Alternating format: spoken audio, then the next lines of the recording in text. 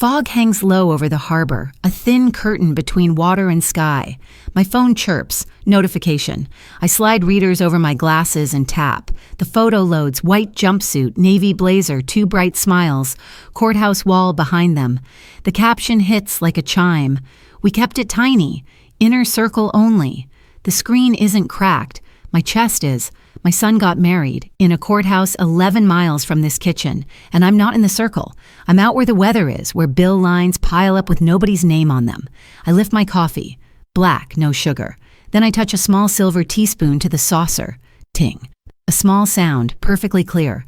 Principals have bells, judges have gavels. I have a spoon. That's my rule, my line, my decision. I'm Evelyn Hart, 72, a retired school principal in Camden, Maine.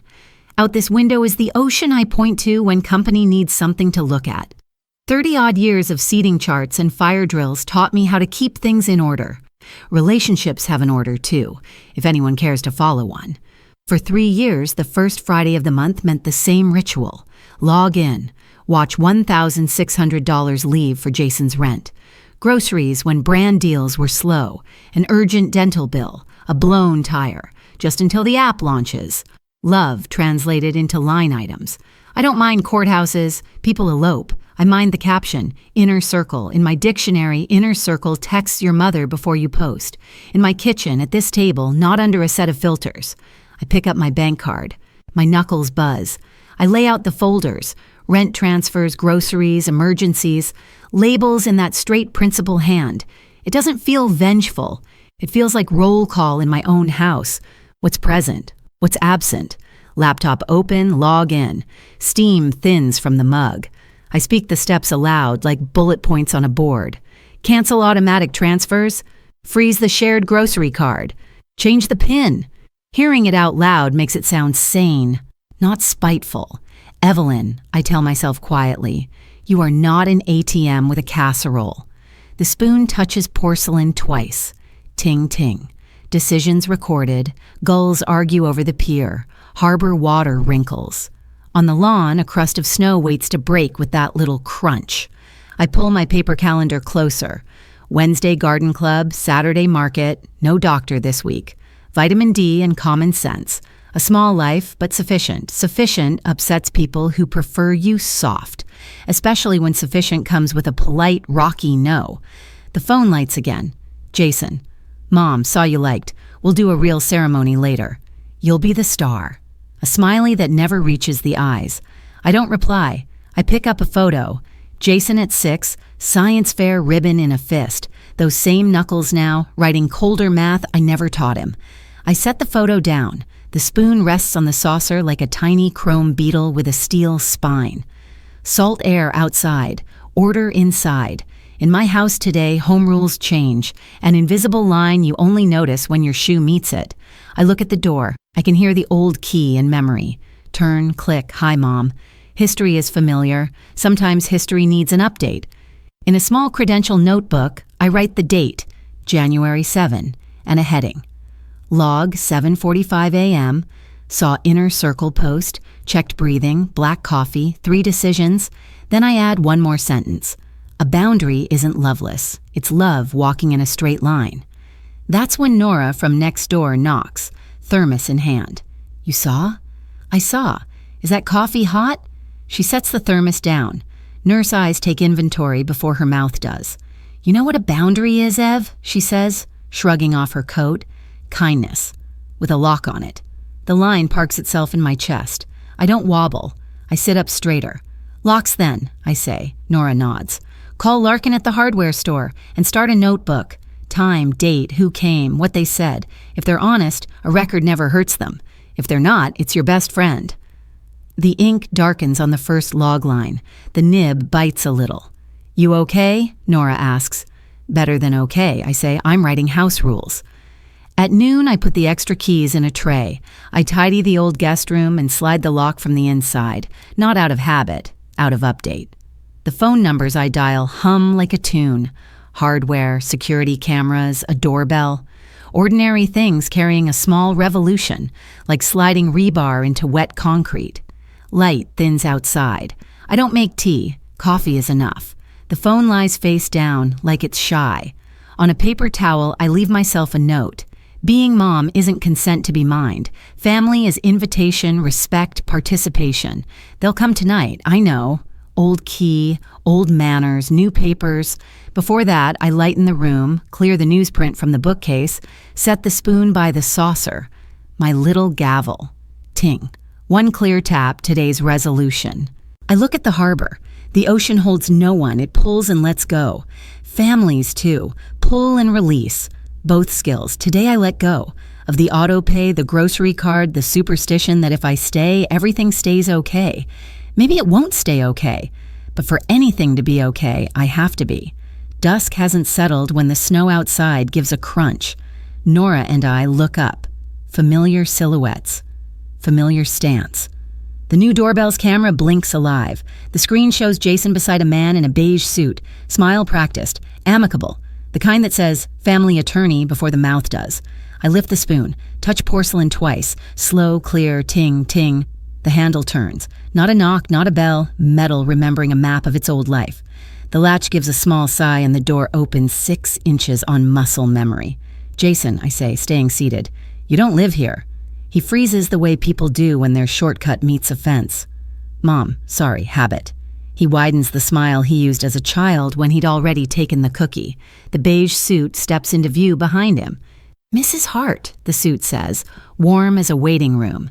Dan Mercer, family attorney, just here to make things easy, may we? Nora is standing near the counter with her thermos, sleeves shoved to the elbow like she's about to do the dishes or call a code.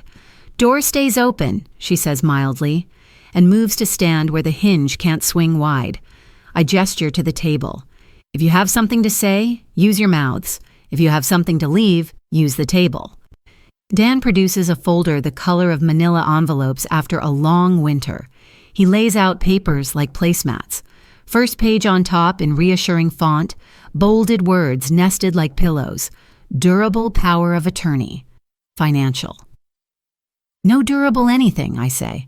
Jason tries for chuckle light. Mom, come on, it's temporary. Just a bridge while you're wound up. Nora turns her head a fraction. The motion says, document the language. I open the notebook and write evening. Attempted entry with old key. Wound up. Attorney Dan Mercer. Brought POA without request. The nib bites the page. Jason, I say, not looking up. Do you remember the science fair? The tornado bottle? He blinks. 3rd grade. You spun 2 2-liters opposite ways and made a funnel. It only worked when you stopped shaking and let the water find its course. This is me not shaking. He exhales and looks at Dan, who leans in the civilized inch predators do when they want to smell your certainty. Mrs. Hart, Dan says, I see cameras in the hall, a new lock, a lot of soup in the freezer. Your son is trying to care for you. This is a simple revocable document so that bills don't get missed. I have missed, I say, tapping the folder of receipts with one finger. Sleep, respect. 3 years of interest I didn't earn. I haven't missed a bill. Sloan appears then, sliding in around Jason with a Tupperware smile and a scarf arranged like empathy. Hi, Evelyn, we brought cookies. She sets the plastic square on the table beside the POA, as if sugar could swaddle teeth. Store-bought, Nora says, unhelpfully helpful.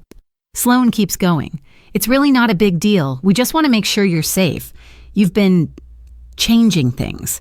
That can be a sign of, Her palm makes a circling motion that gathers rumors from the neighborhood air. Of boundaries, I say. A sign of boundaries. Dan slides the top page a half-inch closer to me. This grants Jason authority to handle routine financial matters on your behalf. You can revoke at any time. Like marriage vows, Nora murmurs. Easy to say revocable.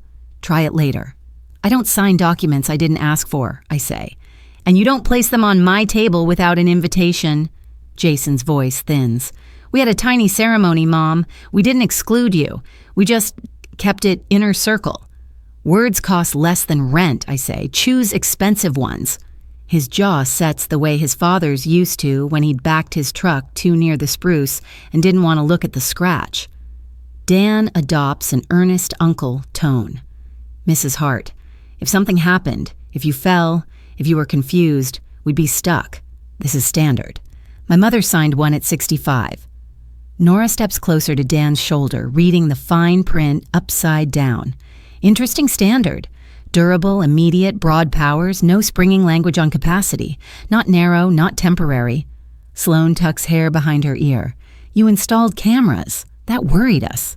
I installed a doorbell that shows me who's at my door, I say.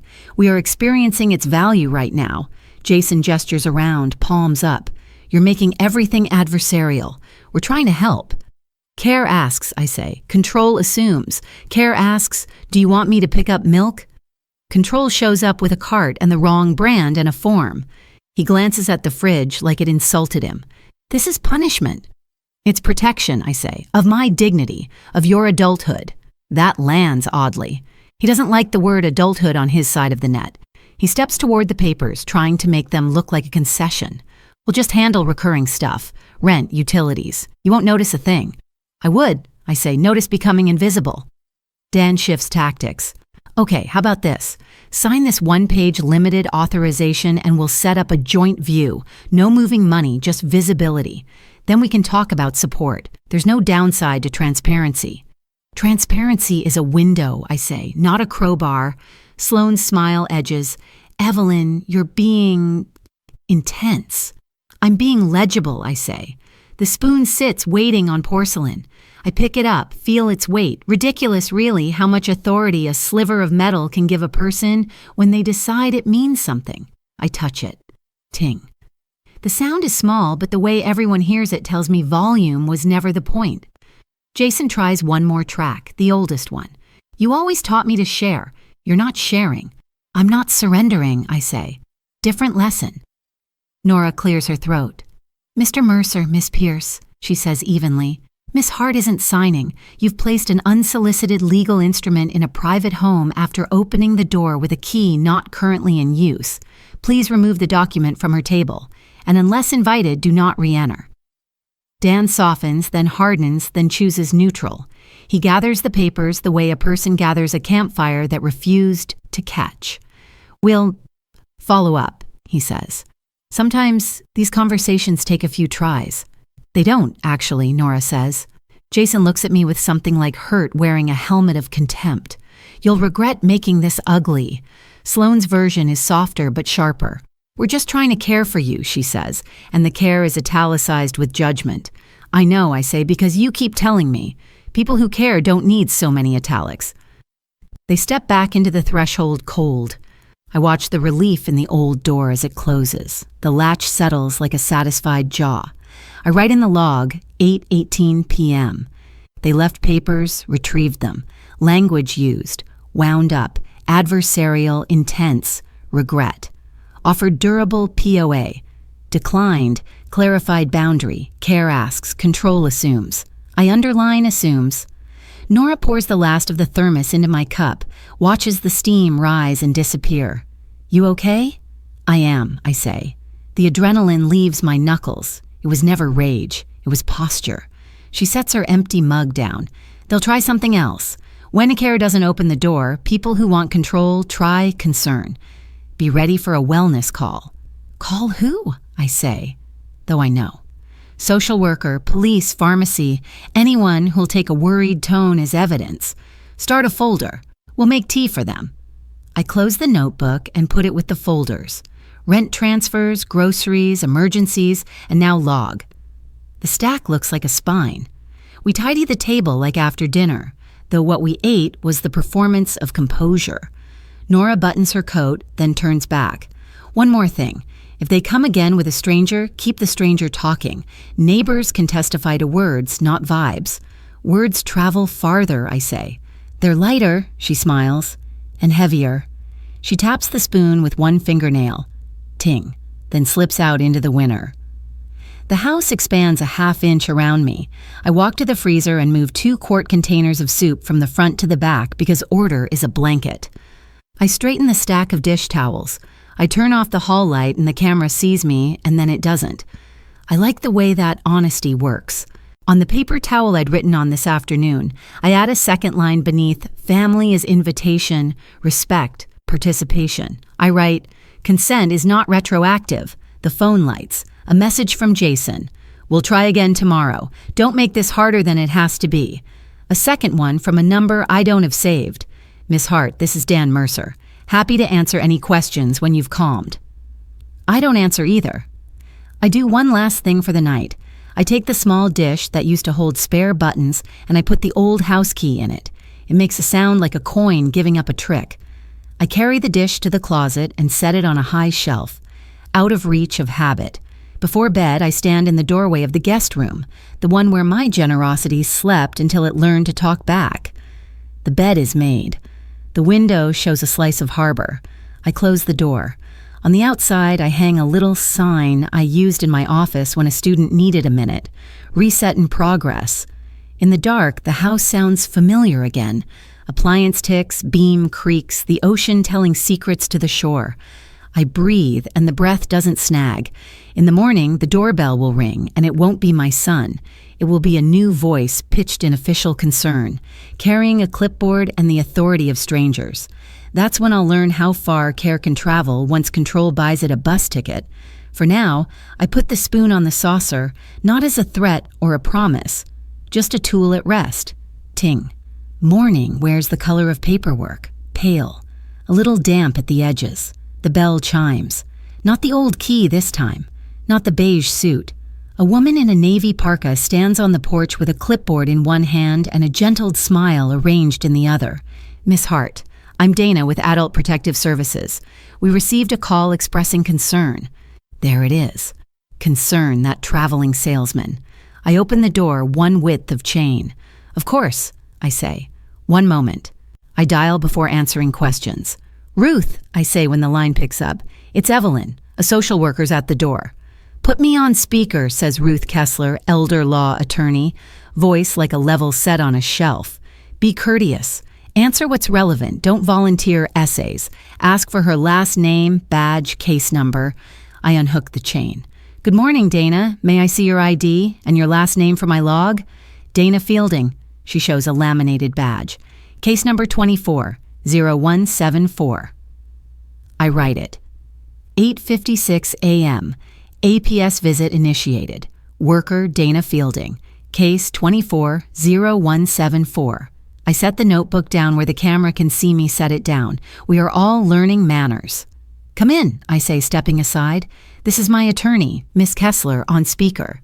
Hi, Miss Fielding, Ruth says. We appreciate you doing your job. Miss Hart is willing to cooperate within reasonable bounds. Dana nods like she's heard this dance before. We received a report of potential self-neglect and confusion, she says. Something about installing surveillance, changing locks, refusing family access, erratic food storage. Surveillance, I repeat. A doorbell camera. Locks because keys multiply like rabbits. Freezer soup because Maine. Nora drifts in from her porch, as if summoned by the word Maine. I'm here as a neighbor, she says. Witness, tea maker, translator from worry to English. Dana exhales through her nose, not unkind. Would you mind if I take a quick look around? Kitchen, bathroom, any medications, utility bills? Just to make sure things are in order. Of course, I say. Order is my hobby. We start in the kitchen. I open the pantry. Labeled jars, dates on painter's tape like polite name tags. Brown rice, 10/23, lentils 0923 T. The freezer is a quilt of labeled quarts, butternut 1/3, chicken 12/15. I hold up my pill bottle. Vitamin D, a multivitamin, the aspirin I take like superstition after flights. Dana checks expiration dates. Notes that I have a working smoke alarm, a fire extinguisher that is not a museum piece, a carbon monoxide detector that blinks like a metronome. Bathroom? She asks. I gesture down the hall. Towels folded. Grab bar installed last spring after my knee announced its age without asking me. No mildew plotting a coup. The laundry basket is not a tragedy. Back to the table. Utilities, she says. I slide over a folder, top bill tidy, electric on auto pay, water current, phone balanced like a gymnast. Paid, Ruth's voice from the phone. Miss Fielding, please note Miss Hart handles her finances without missed payments. Dana glances at the doorbell screen, where yesterday's visit sits in the cloud like a warning label. And the locks? Changed, I say. Keys were entering of their own accord. New doorbell because I prefer faces to surprises. That can be a sign of, she begins. Boundaries, I finish. We sit. She clicks her pen. Okay, do you cook your own meals? Yes. Do you remember to eat? I am, regrettably, very good at remembering to eat. Have you gotten lost driving? Not since 1978, and that was because my husband convinced me we could beat Route 1. Do you have friends nearby? Garden Club Wednesday, Nora Daily, choir when my throat behaves, she writes. There is a kind of mercy in forms. They leave less room for tone. I did receive reports, she says carefully, that your behavior has changed. Sudden decisions about money, isolation. I slide my notebook to her. She reads the first page. January 7th, Inner Circle post, 3 decisions. Second page, January 8th. Attempted entry with old key. Unsolicited POA delivered by Addie Dan Mercer. Decline recorded, language used. Third, this morning, APS visit logged. Ruth speaks almost conversational. Miss Fielding, do you have the reporter's relation to Miss Hart? Adult son, Dana says. And the son's spouse. Ruth hums. Please also note context.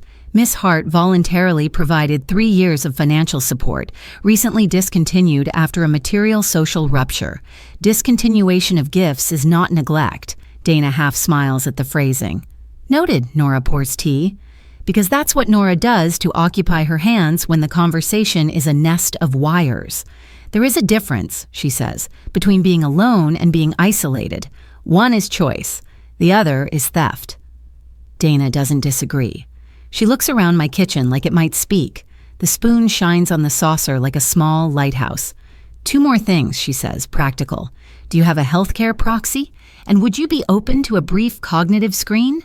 Healthcare proxy is in the green folder, I say, handing it over.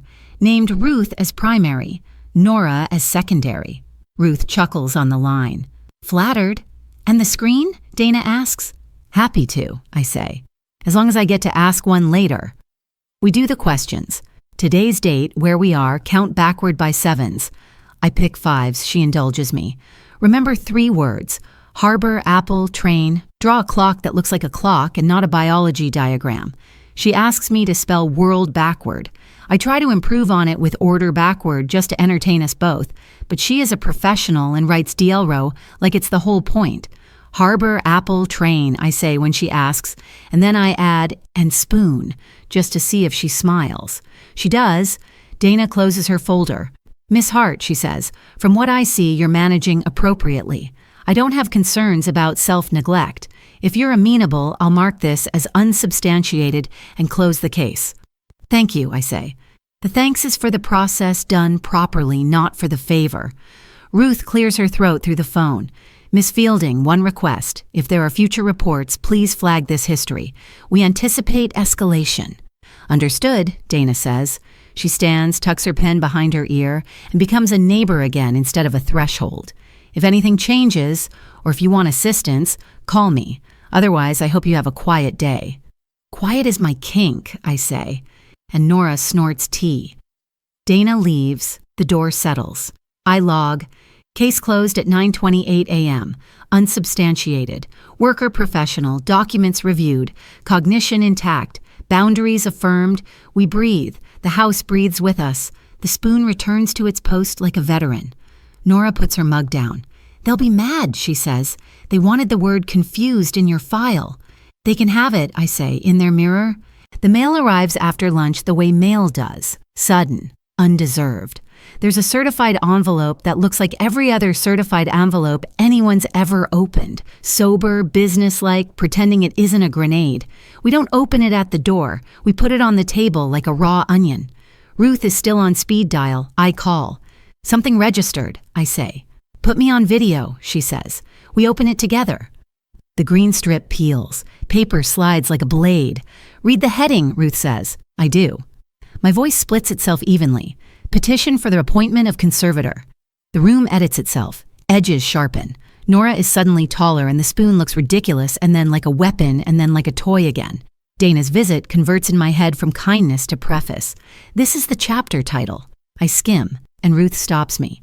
Don't skim, she says. Skimming makes villains plausible. We read, words stacked to make me small, erratic behavior, confusion, isolation, influence by neighbor, financial decisions inconsistent with prior pattern, installation of surveillance, sudden refusal of familial access, concern for safety. Attached, an affidavit from a pharmacist who observed confusion, never met me but looks like a person who once watched me count out quarters wrong. A neighbor I've never spoken to noticed her shades are often drawn. My son's statement includes the phrase "we fear for her," which is cheap and costs me oxygen. Okay, Ruth says, voice like tweezers. We treat this like a house fire in slow motion. Step 1. Schedule a capacity evaluation with a board-certified neuropsychologist. Dr. Shu, if we can get her. Step 2. Evidence. Bills, logs, calendar, the doorbell footage. Step 3. Community. Banker testimony on voluntary transfers.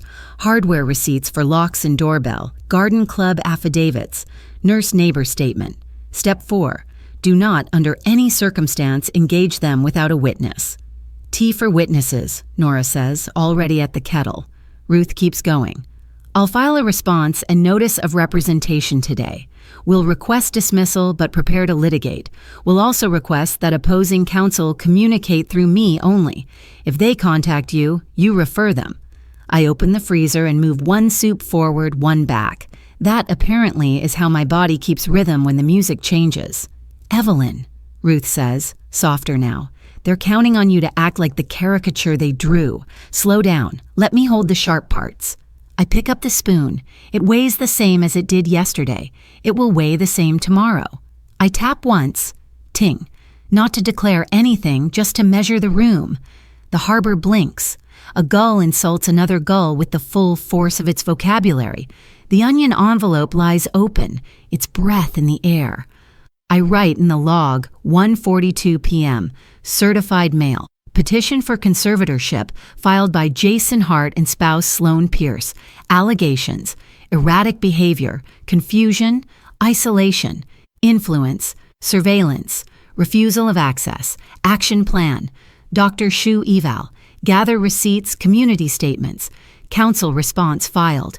I underline action plan twice. Nora hands me tea. It is hot and unambiguous.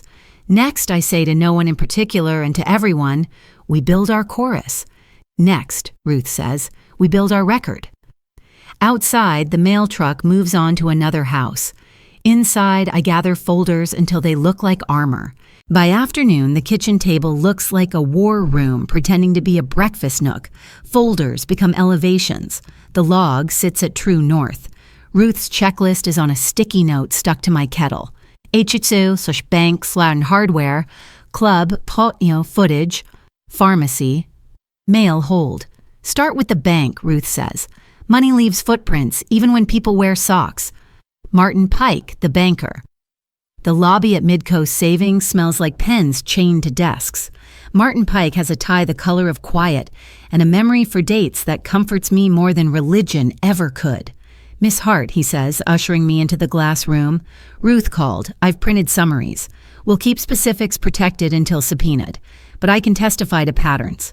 He lays out 3 neat stacks. Recurring transfers.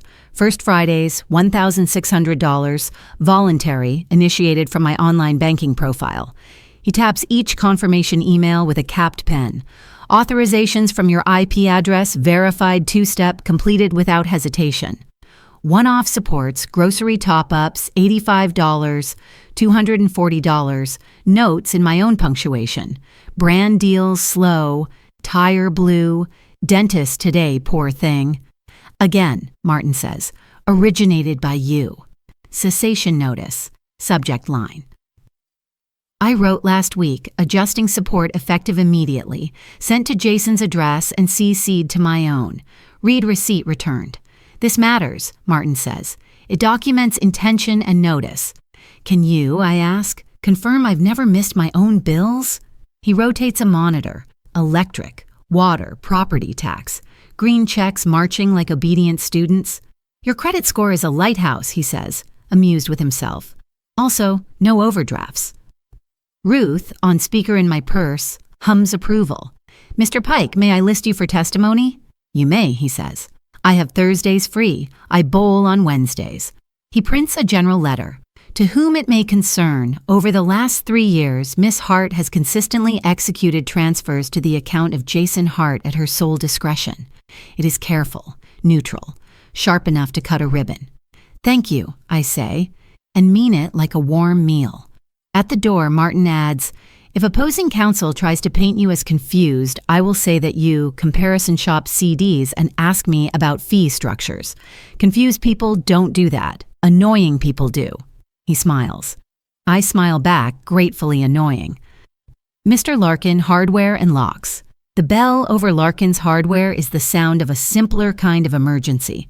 Mr. Larkin comes out from behind a display of snow shovels like a stage entrance. Deadbolts and doorbells, he says, already pulling invoices. Installed January 8th.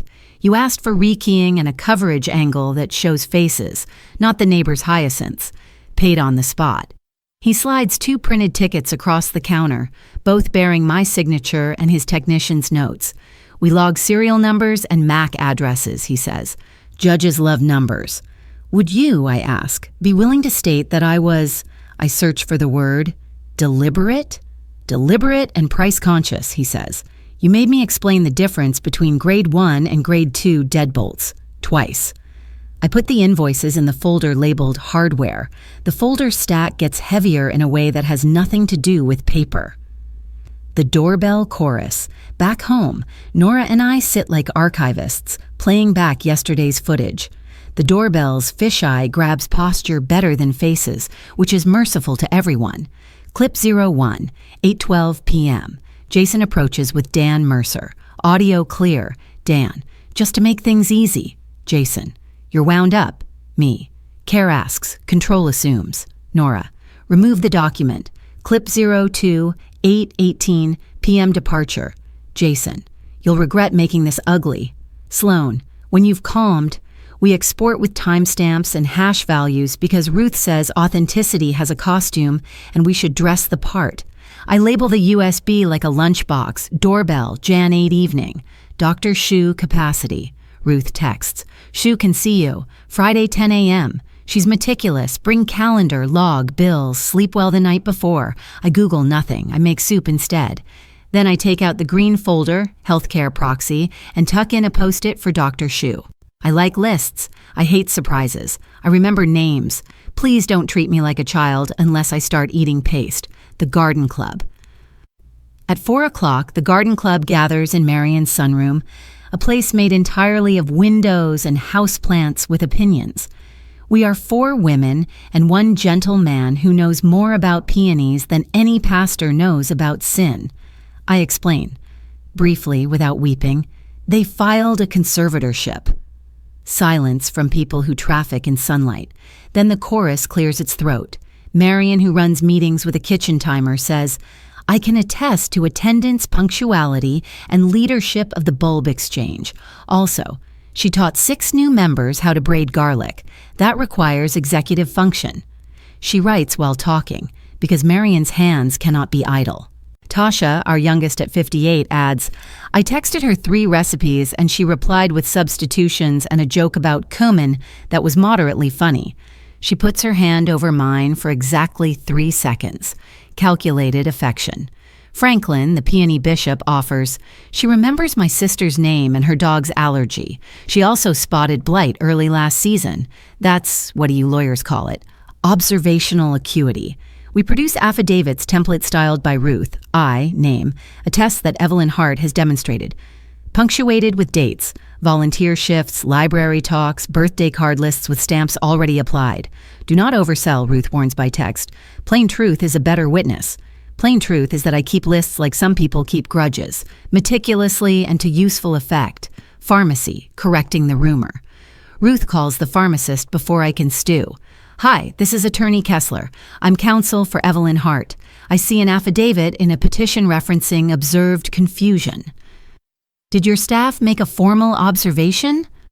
A pause. The pharmacist returns with the careful tone of a person discovering their name in the credits of a bad film. A tech mentioned Miss Hart asked where the vitamin D was, and then remembered it was behind the counter. Someone from the family asked if I'd noticed confusion, and I said, she seemed unsure for a second, but she's fine. That is not a clinical observation, Ruth says. Please prepare a letter clarifying that you have no concerns regarding Miss Hart's cognition or medication management. Fax to my office by end of day. If subpoenaed, we'll expect the same.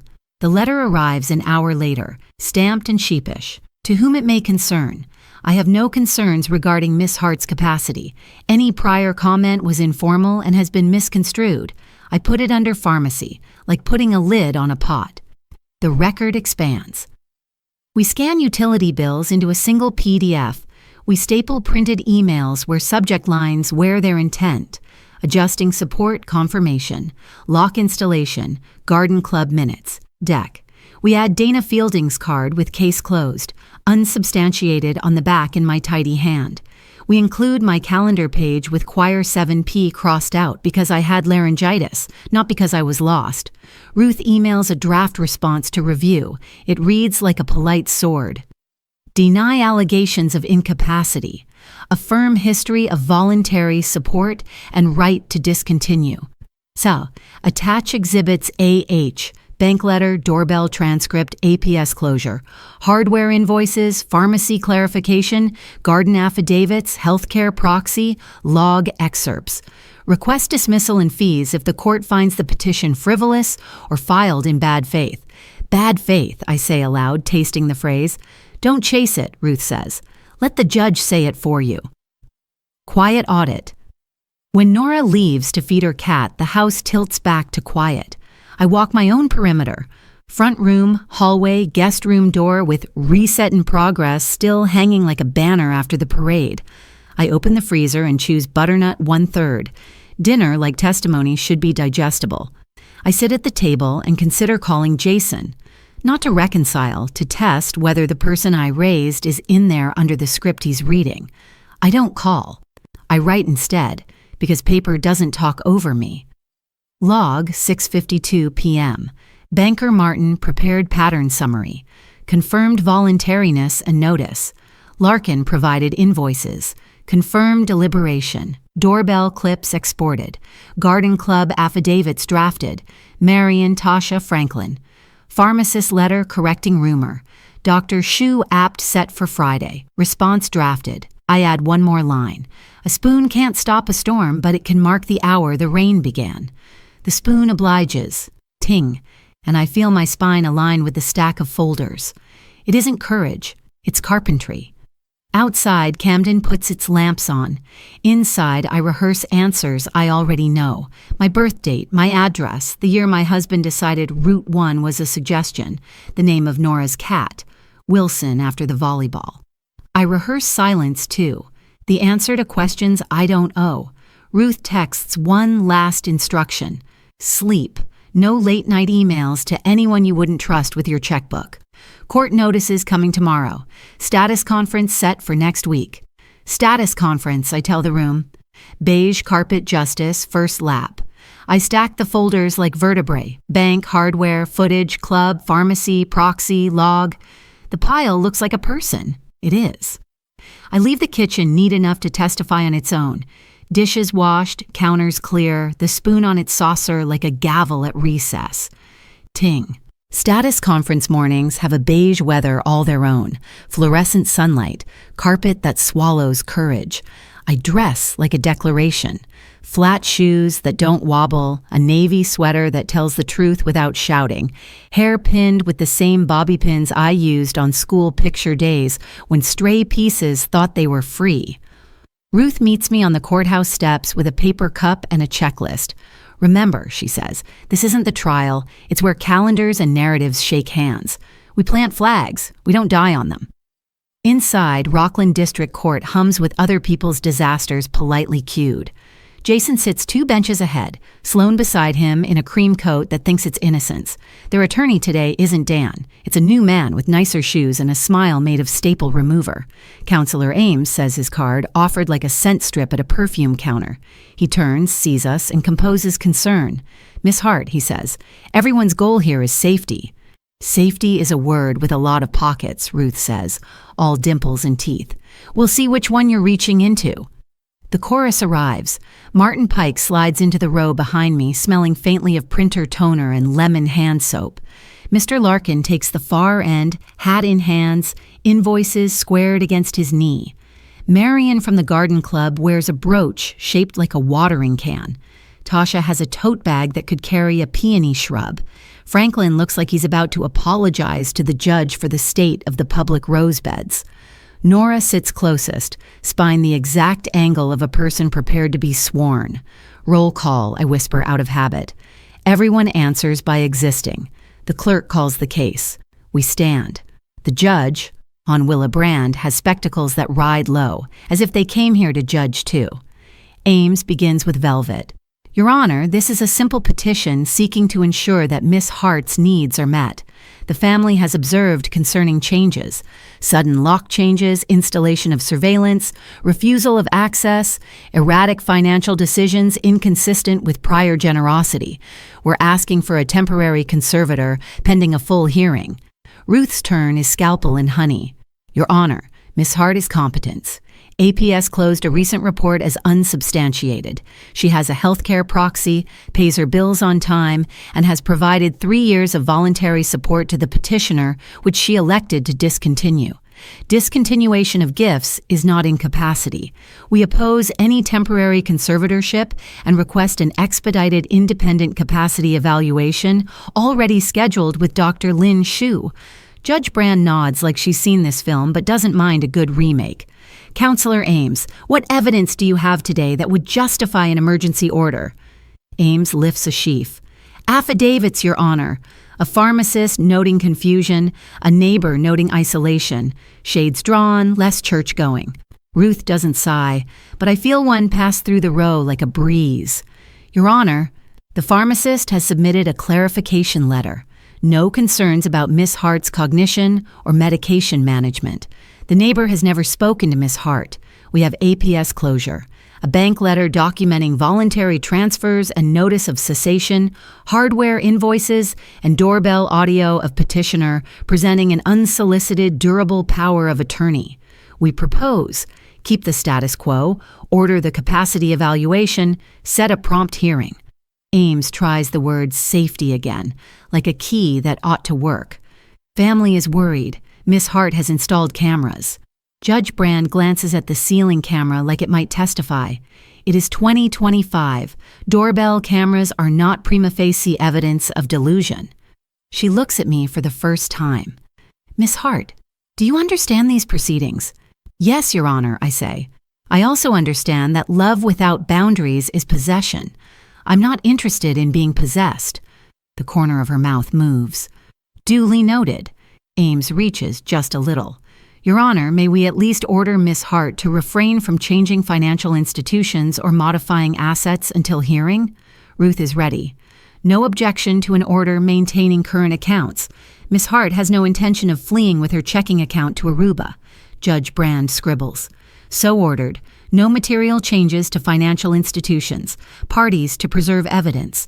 Independent neuropsych evaluation by Dr. Shu. Hearing set 2 weeks from today. No temporary conservator at this time.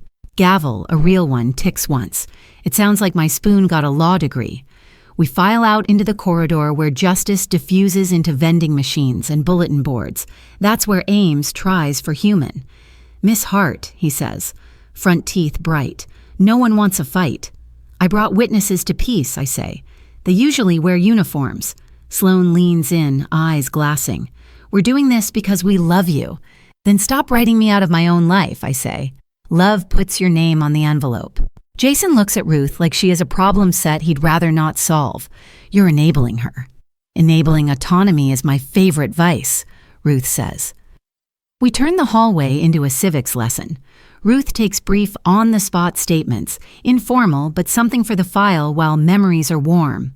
Martin, transfers initiated by Miss Hart from her IP, with two-step authentication. Notice of cessation provided in writing. No missed bills. Larkin, installed deadbolts and a doorbell at Miss Hart's request. She asked for face-level coverage and compared bolt grades. Paid promptly. Marion, attendance and leadership at club meetings, organized bulb exchange and garlic braid workshop, exhibits executive function and social engagement. Tasha, active text correspondence, recipe substitutions, timely humor, no concerns. Franklin, early detection of peony blight last spring, cruises conversation without getting stuck in cul-de-sacs. Nora, witnessed attempted entry with old key, unsolicited durable POA presented, language used included wound up and regret. Ruth pockets the notes like seeds. Thank you, she says to each, as if we are planting spring in the court's winter. Ames watches, calculating. We'll want to depose Mr. Pike, he says to Ruth. Of course, Ruth says. You'll enjoy him. He bowls on Wednesdays. By mid-afternoon, the petition sprouts an extra limb, an email from Ames attaching a new affidavit, this one from a different neighbor who heard shouting one evening and saw strange men coming and going. Ruth calls me before I can boil. We'll address it. Men coming and going is the locksmith and the installer. Shouting is a doorbell with a chime. We'll subpoena the doorbell logs. Truth wears timestamp. We send back the invoices, the clip stills, and a sentence Ruth enjoys too much. Counsel, if your client has further hearsay hydrangeas to include, kindly pot them properly before bringing them to court. I laugh for the first time in 2 days. It feels like my lungs remembered an old password. A week later, pre-hearing evidentiary check, Judge Brand allows limited testimony to narrow issues. Martin goes first. He sits square. Speaks, square. Is Miss Hart competent to manage her finances? Ames asks, trying to smuggle opinion into the question. I'm not qualified to attest to competence, Martin says, happy to deny him candy. I can testify that she performs tasks consistent with a competent account holder, initiates transfers, compares products, asks appropriate questions, provides written notice of changes. Ames pivots. Have you observed any confusion? I have observed attention to detail, Martin says. For instance, she asked why we charge a maintenance fee on accounts under $2,000 and not over. She was not confused about the answer. Laughter travels the gallery like a hand wave. Jason frowns like economy betrayed him. Mr. Larkin is next. Why did Miss Hart change her locks? Ames asks. Because the old ones admitted uninvited guests, Larkin says, and because Grade 1 deadbolts resist forced entry better than Grade 2. Did she seem paranoid? She seemed like a person who understands doors, Larkin says. Judge Brand almost smiles. Concise witnesses are my favorite kind, she says. Marion brings minutes. Tasha brings screenshots. Franklin brings a notebook with floral stickers that somehow reads as masculine. Ruth keeps them short. Has Miss Hart been absent or disoriented at meetings? No, says Marion. She brings agendas, snacks, and mercy for latecomers. Has she withdrawn from social life? No, says Tasha. She RSVP'd to my birthday and brought lemon bars labeled for the gluten-averse. Does she demonstrate memory and planning? Yes, Franklin says. She reminds me of my sister's dog's allergy more often than my sister does. Ames tries to pasture them with compliments. Lovely community support, he says to the judge, but lay witnesses can't diagnose. Nor are they attempting to, Ruth says. They're establishing baseline behavior inconsistent with the petition's claims. Diagnosis will be Dr. Shu's job. Speaking of, Judge Brand says, glancing at the calendar, evaluation Friday at 10 still on. Confirmed, Ruth says. We'll deliver the report under seal to Chambers. Outside in the wind, Sloane slips close, voice low for drama. You can still stop this, she says. Sign a limited POA and we'll withdraw. I'm past the part of life where I trade peace for quiet, I say. Jason's hands are in fists he doesn't know how to use. You turned the whole town against us. I turned the lights on, I say. If moths don't like it, that's not the bulb's fault. Ruth guides me away with 2 fingers at my elbow, the way you guide someone across a busy street without insulting their legs. Don't rehearse with the other side, she says. Save your lines for the stage. At home that night, I add to the log, status conference, no temporary conservator, Shu ordered, financial status quo order, limited testimony admitted, bank hardware club, rumor addressed, Opposing counsel tried soft extortion via hallway. Declined. I draw a small square beside shoe and shade it in until it looks like a stone. The spoon waits. I tap once. Ting. For the judge who said not today to other people's haste. Ruth's last text lands like a blanket. Tomorrow, sleep. Friday, Dr. Shu. You don't have to be perfect. You have to be you. Bring your calendar and your stubbornness. I set out the green folder, the calendar, the log, my readers. I put Wilson's treats in a bag for Nora to bribe him while I'm gone. I choose a sweater with elbows that have survived chalk dust and budget meetings, the kind of elbows that don't give. Before bed, I stand in the doorway of the guest room where generosity used to sleep. The reset in progress sign hangs straight. I leave it. Outside, the harbor counts boats in the dark. Inside, I recite the 3 words from Dana's test, harbor, apple, train, and add one more for Friday, compass. The house holds still. The spoon shines. My lungs remember the password again. Friday smells like new paper. I wear the navy sweater again, superstition disguised as uniform, and bring the stack Ruth requested. Calendar, bills, log, healthcare proxy. Nora drives. Wilson howls at the door as if testifying. Dr. Lin Shu's office is 3 rooms of well-lit calm. Plants that mind their business, chairs with honest backs, a clock that does not apologize for being a clock. She greets me with hands that look like they do calligraphy on weekends. Miss Hart, she says, not too bright, not too soft. I'm Lynn. I'll be doing your capacity evaluation. This is confidential and the report goes under seal to the court. You'll have a copy through your attorney. If you need a break, ask. Ready? I've been graded before, I say. I brought snacks for your rubric. Her mouth tips. Let's start with conversation. Tell me about Wednesday. Garden club, I say. We traded cuttings and mercy. I taught garlic braiding. It's an honest hobby. It punishes arrogance. She nods, already writing. Spontaneous speech fluent, content appropriate, humor intact, orientation and attention. Date and place, she asks. I give them. The day, the month, the year that refuses to be last year already. Rockland, Dr. Shu's office, Maine. She asks the season. Budget season, I say, then add winter. She allows both. Spell world backward. Deal row, I say, and then because I can't help myself. Red row, just in case you wanted a bonus word. Count backward by 7s from 100. I do, then ask to do 5s because rhythm is easier than hurdles. She writes, serial subtraction intact, self-advocates without avoiding task. Memory, immediate and delayed. She reads a short story about a woman named Claire who forgot her umbrella on a bus on Tuesday and called her sister from a bakery on Maple Street.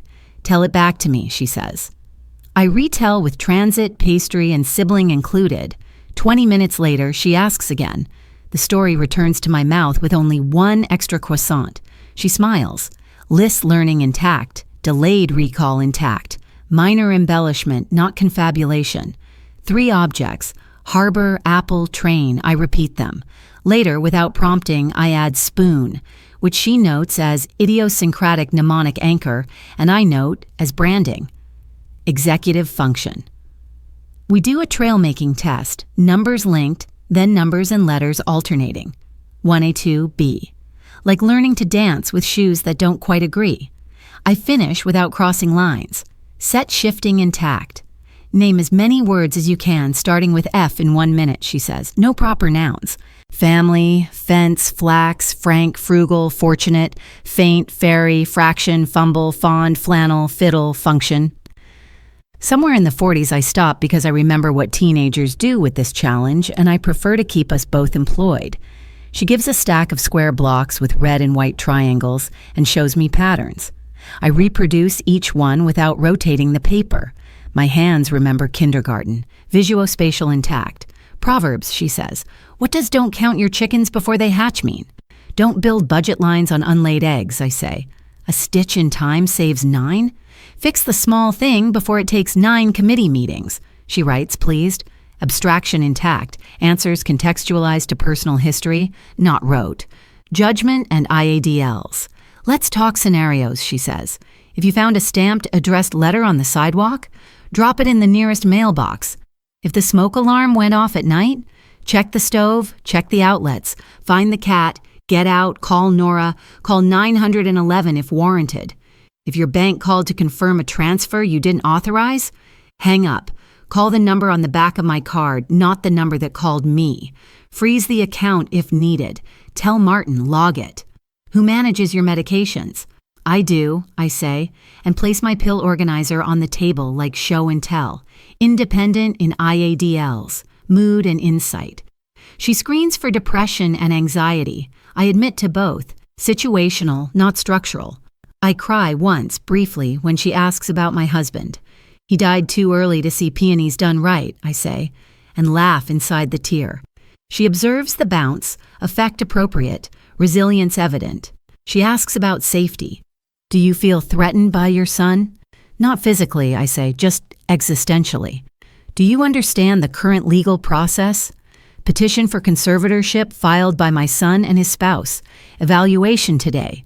Hearing in 2 weeks. Judge Brand presiding, Ruth Kessler representing, opposing counsel Ames. She nods, legal awareness intact, clock and map. She hands me a blank circle and asks for a clock face showing 10 past 11. I draw one that could get a pilot home. Clock drawing intact. Draw a simple map from your house to the garden club. I sketch Route 1 like a vein, mark the left at the library, the corner with the bakery that overbakes its scones, but we forgive them for the coffee. She writes, navigational sense intact, local landmarks noted, humorous aside, scones. The question I ask, may I ask you one, I say. She nods. What do you do when the people who say care mean control? She caps her pen. I measure capacity, she says, and I write what I find. The court decides the rest. The paper part. She administers one more test that feels like fitting shapes into a template timed by a quiet metronome. I notice that focusing this hard feels like holding a plank.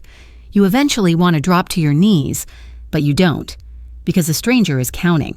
I keep going, processing speed appropriate for age, attention sustained. We break for water. She watches how I pour. Everything is a test if you let it be. Last thing, she says, show me your system. I slide over the folders like vertebrae. Bank, bills, log, hardware, proxy, club, pharmacy. She flips, scans, nods. And this? She asks, touching the spoon. Metaphor, I say, but also a tool. She smiles. Insight intact. Symbolic thinking present without delusional attribution. Okay, she says, we're done. How did I do? I ask, a student asking grades she can't see yet. You were yourself, she says. That's generally good news. The report? Ruth calls that night with the voice of someone who has already read what I'm waiting for. Eitsu filed under seal. I have the summary. I sit at the table. The spoon waits like punctuation. Executive summary, Ruth reads, Miss Hart demonstrates intact orientation, attention, memory, immediate and delayed. Executive function, planning, set shifting, visuospatial abilities, language, abstraction, and judgment appropriate for age and education. No evidence of cognitive disorder, mood, euthymic with situational anxiety and sadness, insight intact. She understands the nature and consequences of financial decisions, can appreciate choices and alternatives, and can communicate a consistent rationale. Conclusion. Miss Hart has capacity to manage her personal and financial affairs. A conservatorship is not indicated. The house exhales, long and clean. Ruth continues. She adds, observed boundary-setting behaviors, lock changes, doorbell installation, are rational responses to context, not signs of paranoia. Recommendations, none required, optional. Maintain social supports, continue routines. We sit in the shared silence of two phones, realizing they are not lifelines tonight, just phones. Next, Ruth says, finally, business sliding back in, we file the report notice, prep exhibit binders, and draft a motion for sanctions if Ames doesn't start behaving. Judge Brand will likely schedule a full hearing anyway to clear the air. But this is the spine.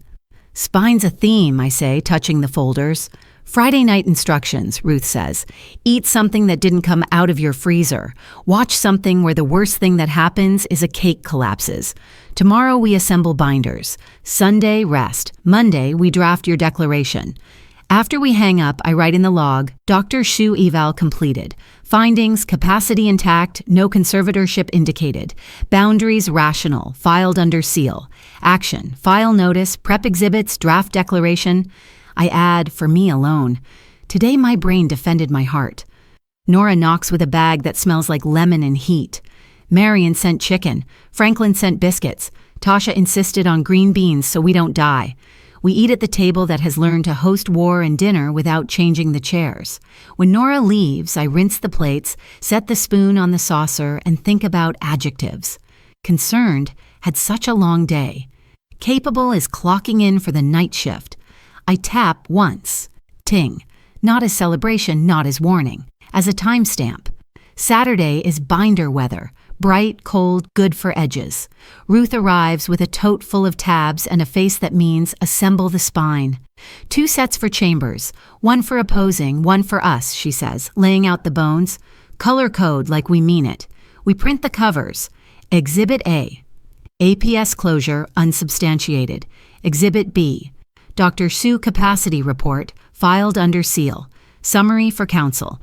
Exhibit C. Bank letter and transfer summaries. Voluntary notice of cessation. Exhibit D. Hardware invoices and technician notes. Exhibit E. Doorbell audio transcripts and hash-stamped clips. Exhibit F. Pharmacy clarification letter. Exhibit G. Garden Club affidavits. Exhibit H. Healthcare proxy and IADL summary. Exhibit 1. Log excerpts. Foundation. Ruth hole punches with the focus of a surgeon. I run a label maker like it owes me rent. Nora proofreads page numbers aloud, which is love in a language only administrators speak. Declaration next, Ruth says, opening her laptop. Your story. Sworn without adjectives you can't prove. We draft, lean, trim. I, Evelyn Hart, declare, I am 72, retired school principal residing in Camden, Maine. From January 2020 to December 2024, I voluntarily transferred funds to Jason Hart for rent and incidentals. I discontinued support January 2025 and notified him in writing. On January 8th, Jason arrived with an attorney and presented an unsolicited durable power of attorney. I declined. That evening, I changed my locks and installed a doorbell camera. On January 9th, APS visited. Case closed, unsubstantiated. I manage my own finances, medications, meals, and transportation. I understand the nature and consequences of financial decisions and the current legal proceedings. I oppose the petition. We add 1 sentence Ruth approves with a nod. Setting boundaries is not evidence of incapacity. I sign. The pen leaves my name like a small bridge built in 1 stroke. The last-ditch narrative. Opposing counsel emails Sunday evening, late enough to be rude, early enough to be legal. Attached. More affidavits, a collage of concern. A second cousin fears Evelyn is being influenced by a neighbor. A barista. Notice Miss Hart seems different, more serious. A paragraph about my withdrawal from social activities, attached to a photo of me leaving choir the night I had laryngitis. Ruth replies with a 3-sentence demolition and 4 exhibits. Influence claim, Miss Hart appoints her own counsel and proxies. Neighbor is a witness, not a puppeteer. Barista observation, non-expert impression, irrelevant. Withdrawal, choir absence due to illness. See text to director. Pattern. Community affidavits demonstrate consistent engagement. Then she adds, for herself, counsel, we will move for fees if this continues. Your hydrangeas are still unpotted. I sleep well because petty justice is a kind of melatonin. Monday, direct and cross. We meet to rehearse. Ruth's office smells like binder, plastic, and peppermint tea. Direct first, she says. Short, true, human? Q. Why did you stop the transfers? A. Because gifts are not obligations. I chose to reallocate my resources. I gave written notice. Q. Why the locks and camera? A. Old keys were used without invitation. I prefer to know who's at my door. Q. Do you understand conservatorship?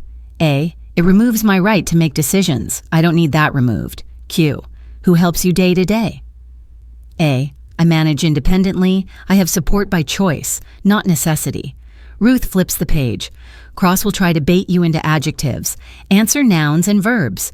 She becomes Ames for 10 minutes. Q. Ames. Isn't it true you're paranoid? A. Me. No. I changed locks and added a doorbell. Q. You lashed out financially after being excluded. A. I discontinued voluntary transfers. I notified in writing. Q. Don't you fear being alone? A. I prefer being respected. Q. Nora tells you what to do, doesn't she? A. No. I seek advice and decide. Good, Ruth says. If he asks compound questions, say, I'll answer one at a time. If he misstates your words, say, that's not what I said. If you need water, ask. Jurors aren't here, but judges are people. Willebrand is a person, I say, as if invoking weather. The petitioners pivot. Midweek, Ames files a narrowed alternative. If not full conservatorship, then limited. Authority over major financial decisions, plus access to medical information. He cites my pattern of generosity as evidence I may resume harmful gifting. Ruth files a reply that could slice Carpaccio. The law does not permit preemptive removal of rights to prevent hypothetical generosity. See In re Calder, 2019, ME 34 and In re JL, 2021, ME 77. Judge Brand issues a minute order, all issues to be addressed at hearing. Limited relief denied without prejudice. In Judge, that reads, stop tapping my shoulder, wait your turn, the hallway truths. Jason texts once, you've turned everyone against me. I type and delete 10 things. I settle on, I've turned on the lights. Sloane posts a beige square on her feed. Sometimes love means hard choices. Comments range from stay strong to this is elder abuse. She moderates like a gardener with a machete. I tape 2 things inside my cabinet door. Answer the question asked. You do not need to rescue anyone from your silence. Pre-hearing motions. The morning before the hearing, Ames tries to exclude the doorbell audio as incomplete and prejudicial. Ruth's response is crisp, time-stamped, authenticated, relevant to pattern and voluntariness, admit. Judge Brand denies the motion from the bench 5 minutes after we arrive. If you don't like how you sound, counselor, she says without looking up, that's not an evidentiary rule. We win 2 more small wars, motion to strike pharmacist confusion. Granted, in light of the clarification letter. Protective order, granted, no direct contact with me outside counsel to counsel. Small, but together they feel like someone tightened the bolts on my chair. The night before. We lay out clothes like offerings. The navy sweater, the flats, Nora's quiet necklace. Ruth texts, bring your readers, bring your calm, bring your spoon if you want it. I set the spoon on the saucer and consider leaving it home. Superstition versus decorum. I put it in my bag. Talismans don't testify. They keep your hands from shaking. I write 1 more log entry. Hearing tomorrow. Record is ready. I am ready enough. Then I copy 2 lines onto an index card I'll keep in my pocket. A boundary isn't loveless. It's love walking in a straight line. Transparency is a window, not a crowbar. I sleep. The harbor breathes like a metronome. The house knows the route to morning. Morning of courthouse steps again. Beige weather again, except now the binders are heavier and so am I. In the good way. Bone weight, not burden. In the hallway, Marion squeezes my elbow. Bulbs look dead in winter, she says. They aren't. Ruth collects our faces with her eyes like roll call. Remember, she says softly, we don't have to win. We have to show. We walk in. The bailiff calls the room to order. Judge Brand enters, spectacles riding low. The clock on the wall says the hour. My pocket holds a spoon that doesn't matter to anyone but me. Counsel, the judge says, call your first witness. Ruth stands. The respondent calls Evelyn Hart. I rise, swear, and sit. My hand doesn't shake when I slide the binder open. Good morning, Miss Hart, Ruth says. Let's talk about why we're here. The room leans in. So do I. The oath tastes like copper and old wood.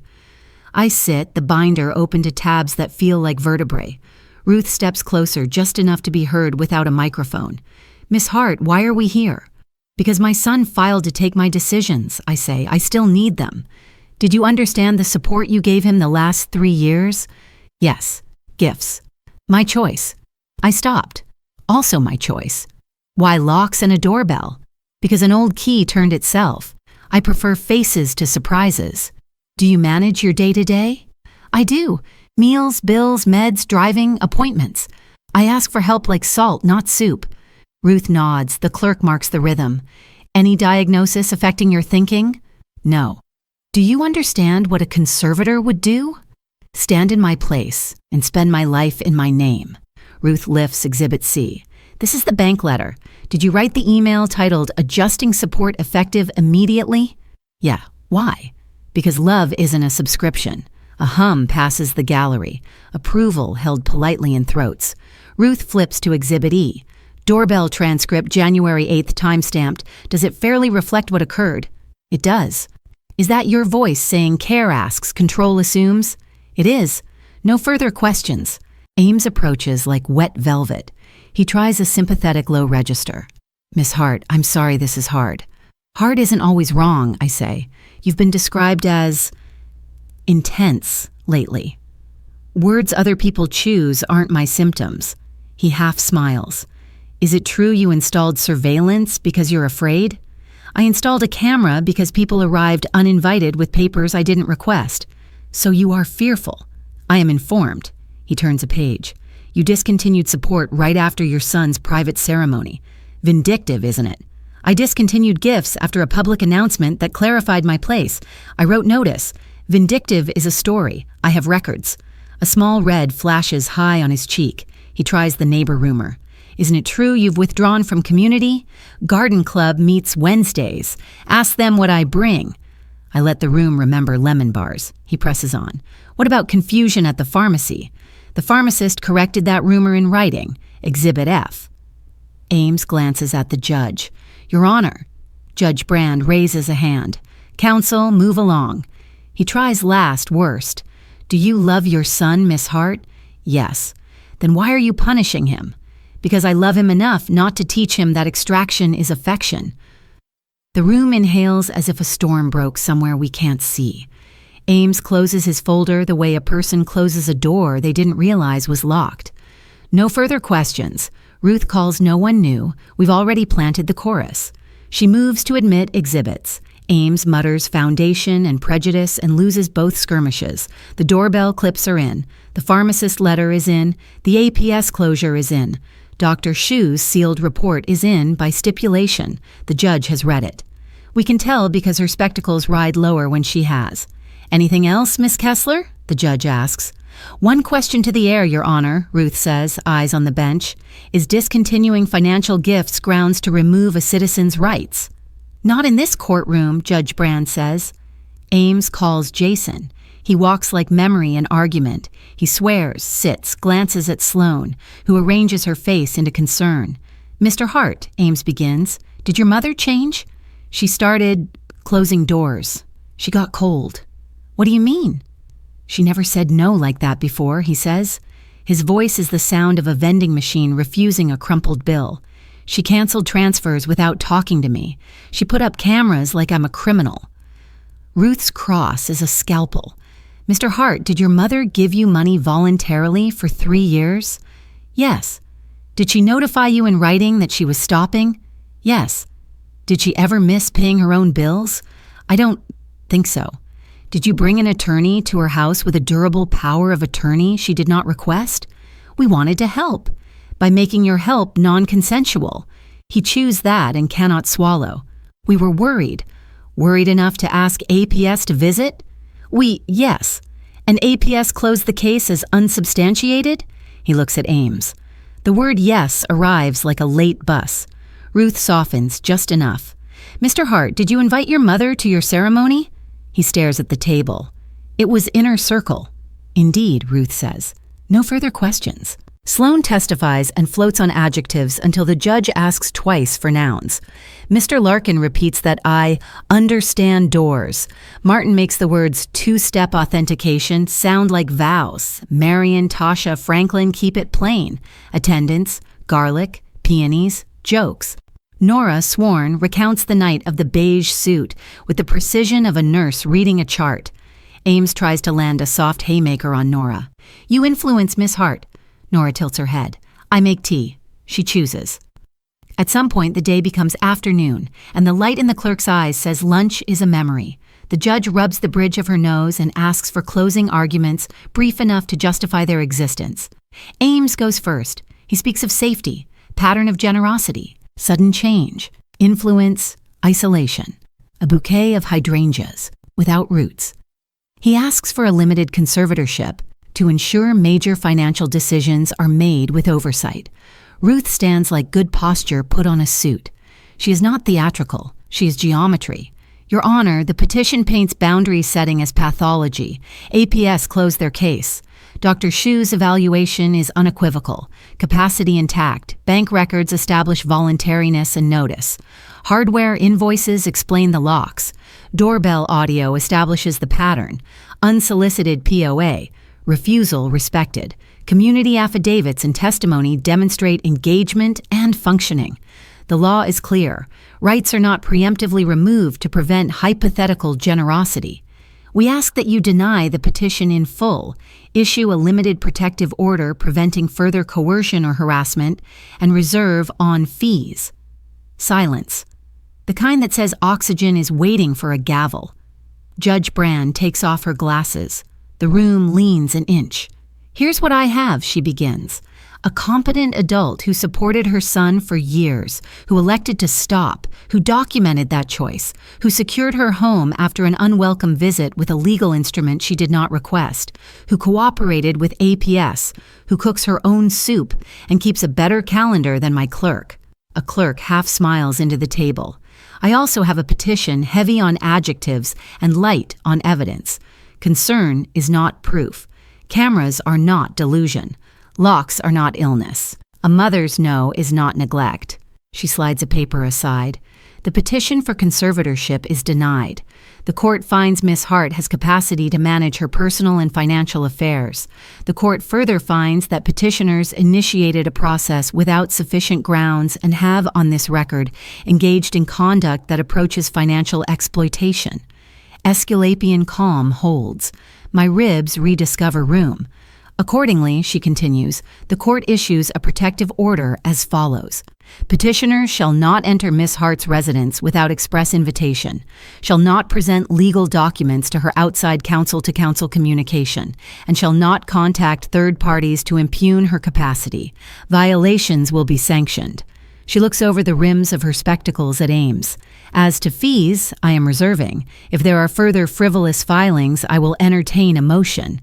Gavel. One clean tap, porcelain and wood.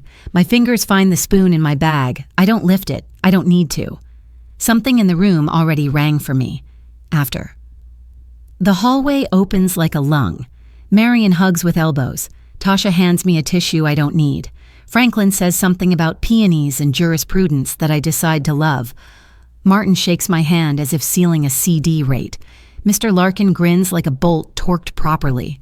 Nora just stands beside me and lets me experience oxygen. Jason and Sloan are at the far end with Ames, heads together under a bulletin board about mediation. Jason looks up once. There's a boy in him, I remember. Then the helmet lowers. He leaves without words. Sloan lingers as if angling for a cinematic line. She settles for, "We did what we thought was right." "So did I say, and this time I don't fill the quiet for her. Ruth squeezes my forearm. "You held the line," she says. "The court saw it." "Comfort isn't the same as safety," I say. "No," she says, "but safety sometimes sounds like that gavel." We walk out into winter sun that feels like a new voltage. On the steps, Ruth tucks the binder under her arm like a hymnal. "Get lunch," she orders. "Get lemon pie if they have it. Then go home and do nothing of consequence. Tomorrow you can start doing consequential things again." Epilogue, light weeks later, life resumes its size. I take a painting class in the old firehouse with women who remember to laugh. I set up a small monthly transfer to an elder abuse nonprofit because money should be taught what it's for. The garden club plans spring bulbs. I RSVP first. The guest room stays closed for now, not out of vengeance, but because rest is a tenant that pays well when you let it. The reset in progress sign makes me smile every time I pass. Nora and I sit on my porch with mugs that steam without ceremony. Wilson stalks the railing like a magistrate. I thought keeping meant hiding, I say, surprising myself with the sentence. I was wrong. Nora tilts her head. Keeping is labeling and shelving, she says, stealing a line from some wiser grandmother we both like to imagine. Not burning. I write a new card for my file box. Boundary, kept. Under it, not cruelty, not confusion, not for sale. At dusk, the harbor replaces its blue with pewter. I set the spoon on the saucer, not as a weapon, as punctuation. Spend names slow, I say to the room. Spend receipts slower, spend mercy fastest. The air hears me. The house has learned how to hold. I lift the spoon and let it touch porcelain. Once, clear, small, sufficient, ting.